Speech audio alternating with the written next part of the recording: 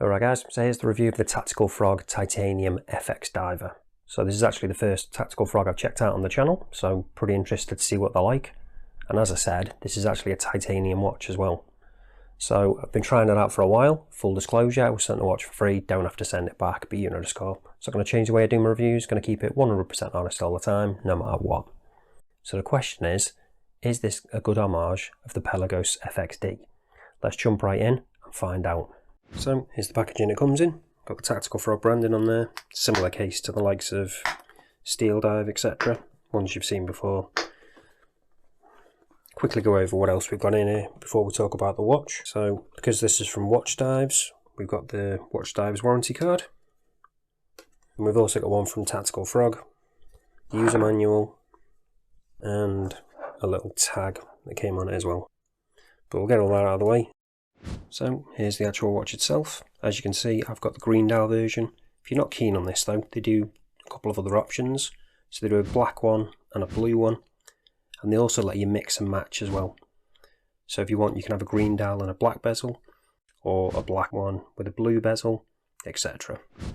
So link will be down in the description if you want to check out all the different versions. As I mentioned in the intro, this is a full titanium case with a titanium bezel as well. It's a ceramic insert, but the actual bezel itself is titanium, as is the crown. You can see we've got the frog on there, the Tactical Frog. We've got a slightly different finish on that crown as well. It's more of like a bead blasted kind of finish, whereas the rest of the case is just brushed. Apart from that, polished chamfered edge, which is something I've not seen on a titanium case before in the watches I've checked out. Granted, I've only seen a few, but they haven't really had any little details like that. One thing to bear in mind though, I haven't had this all that long, and somehow I've got this little scuff on it already. Don't really know how I've managed to do that. So this is one of the downsides of titanium. Unless it's treated, it does scuff up quite easily. So something to bear in mind if you are interested in picking one of these up. Another thing you've probably noticed as well, we have actually got some AR on this, and it has got a slight blue tinge to it. But it is working well, which is the main thing. So I'll quickly zoom back out before we go into any more detail on this, and we'll talk about the dimensions. So when it comes to the diameter, there's a little bit of an interesting one here. So the actual diameter is 42mm, but that's if you include this bezel, because it does stick out ever so slightly past the case. So including that, it is 42mm, but if you don't include the bezel and just do the case, it's 41. When it comes to the thickness, not including the strap, which does go underneath, it's 13.2. When it comes to the lug width, that's 22mm, and they are actually fixed lugs. So if you do want to put another strap on this, it's going to have to be a NATO or something similar. You can't put like a leather strap on this, for example. Not that you'd probably really want to with this kind of watch, but again, something to be aware of. When it comes to the all-important lug to lug, that's coming in just a smidge under 50mm, so it's 49.9. And we have got a tiny bit of curvature to those lugs as well, just on the tips. So before we talk about the head of the watch a bit more, let's talk about this strap. So it's a Velcro strap, and we have actually got matching titanium hardware there, which again is also branded with the Tactical Frog. And we've also got a nice bit of curvature to that as well, so it's not completely flat. So again, just helps conform to wrist. It's a pretty simple strap, but I do like it a lot. The fact that it's Velcro does help when it comes to just getting the perfect sizing, because obviously no holes to worry about or anything. So you can size it absolutely perfectly. It's not too thick, but it's not too thin either. It's just about spot on, I think. And you probably also noticed, if I quickly take that out, if I zoom back out, you can probably see better. A lot of people are probably going to say I've got this the wrong way around, because I've got that at the bottom. But I'll show you when I put it on wrist why I've got it like that in a bit. There is method in my madness. So let's zoom back in on that dial. So you can see we've got applied indices there, which don't have a surround, well, no metal surround on or anything. They just look like they are just the centre of the indices almost that you normally get on a lot of watches. And they are lumed as well. So because of that thickness, you should be getting pretty good lume, but we'll be checking that out in a bit, as I say. I do like that they've put green on the centre of those hands as well, just to match the dial colour. I'm assuming that'll be the same for the blue and the black, for example, so that'll be matched. When it comes to the branding, don't know how well this is going to come up on camera. I'll probably chuck in some macros so you can see it a bit better. But that logo, the tactical frog below it, is actually raised off the dial ever so slightly. It's not completely flush, as is that text on the bottom as well. And then just below, we've got the Japan movement. It's because this has got an NH35, but we don't have a date function, so ghost date unfortunately. So that might put some people off. For me personally, I don't mind that. When it comes to the hands, you can see we've got snowflake style hands there. Nice proportions on them. Second hand coming right up to the edge of that minute track. And then the minute hand right on the edge of those indices on the outside. Our hand just touching those longer battens at the 3, 6 and 9. And obviously that triangle at the 12. So really nicely done. It's just a matte finish on the dial. No sunburst effect or anything.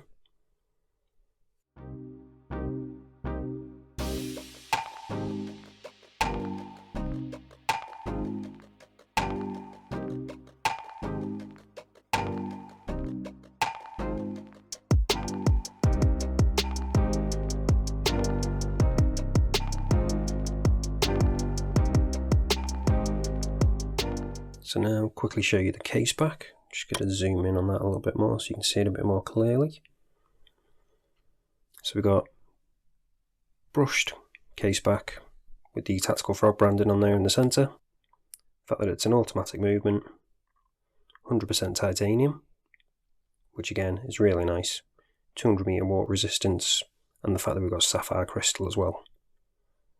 So let's check out if it is actually sapphire using the trusty diamond selector 2. And yep, we have got sapphire crystal. So again, always good to see. So you're probably wondering now, is the lume on this any good? So let's check it out. So you can see it's glowing pretty bright already, but let's charge it up, just give it a proper chance. And there we go. So really impressive lume on this. So it's BGW9. So you've got that ice kind of glow. And you can see we've got plenty on the hands, indices and bezel as well. Really impressed with the lume on this. I didn't really expect too much, but then saying that, I had not reviewed a tactical frog before, so I didn't know whether they were going to be any good. But I have to say, if the rest of them are like this, then they're right up there in terms of lume for AliExpress watches in my opinion. No consistency issues at all, no patchiness. It's consistent across the hands, indices and bezel. And as you can see, there is just plenty of lume on all of them. Eventually the bezel will fade ever so slightly before the hands and the indices, but I'm talking ever so slightly. Overall, you're going to be impressed with the lume on this one, I think. I know I have been. So now, I'll quickly show you the movement in action. So we've got screw down crown, with the crown guards as well, but still easy to access, and as I say, that is also a titanium crown. So it is 100% titanium, as they say. So pop it out. We have actually got a ghost date position because it's the NH35, so we have to pop it out again. Then you see the second hand stops, got hacking, and then obviously we can just change the time, pop it back in, second hand re-engages, no issues there at all. All works as you'd expect from the NH35. Rock solid movement. Is there anything wrong with this watch? Are there any issues? Well, you might have noticed I haven't talked about one particular thing yet, and that is the bezel. So this is a bit of a mixed bag. As I say, because it is titanium, it's got a different feel to stainless steel bezels. Also, it's a ball bearing bezel as well. So again, that is a different feel. I have one other watch that does actually have similar kind of thing to that. It's got the ball bearings and titanium. but I'd say this one isn't quite up to the level of that. And that one I'm talking about, if you haven't seen it, is the Hampton H2 Kraken, which was the first watch I reviewed. I'll leave a link to it up here if you haven't seen that. So I'll show you what this is like. So first off, we've got a tiny bit of play there, which isn't ideal. Apparently they've improved this. So initially it was even worse than this, but there's still a tiny bit there. But I'll let you listen to what it's like when I do click it.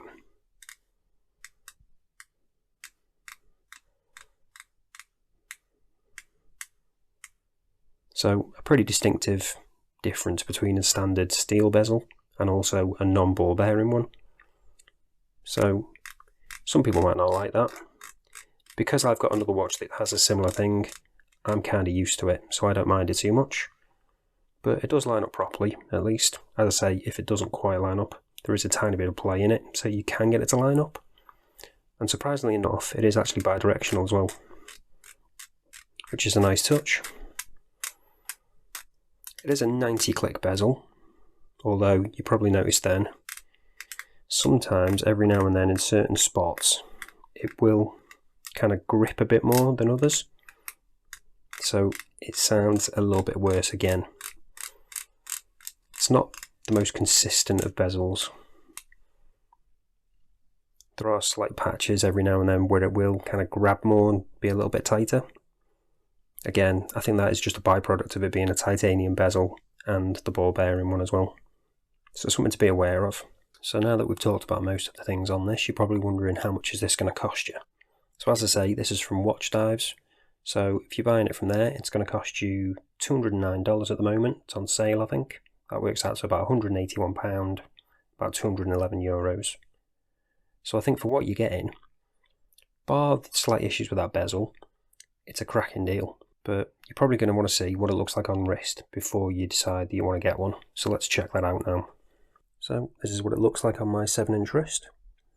And as I say, with that slight curvature to those lugs, does help just conform to wrist a little bit better, because obviously we do have a little bit of material under there just bulking it up slightly.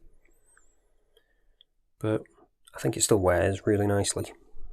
And you can see why I've switched the strap around now, so I've got the excess at the top here instead of at the bottom. I just prefer it that way, so when you're looking at the watch yourself, you're not really got it right in your eye view. Just the way I personally prefer it. But obviously you can wear it either way. Or you can switch that strap out for a different one entirely if you're not keen on the Velcro. But I think it works well. Especially when it comes to sizing and just adjusting it easily throughout the day if you do get hot or anything. It's a really nice touch. Really simple to do, really quick. In terms of the rest of the watch, I'm really impressed with it. As I say, this is the first tactical frog I've checked out, but based off of this, I don't think it's going to be the last.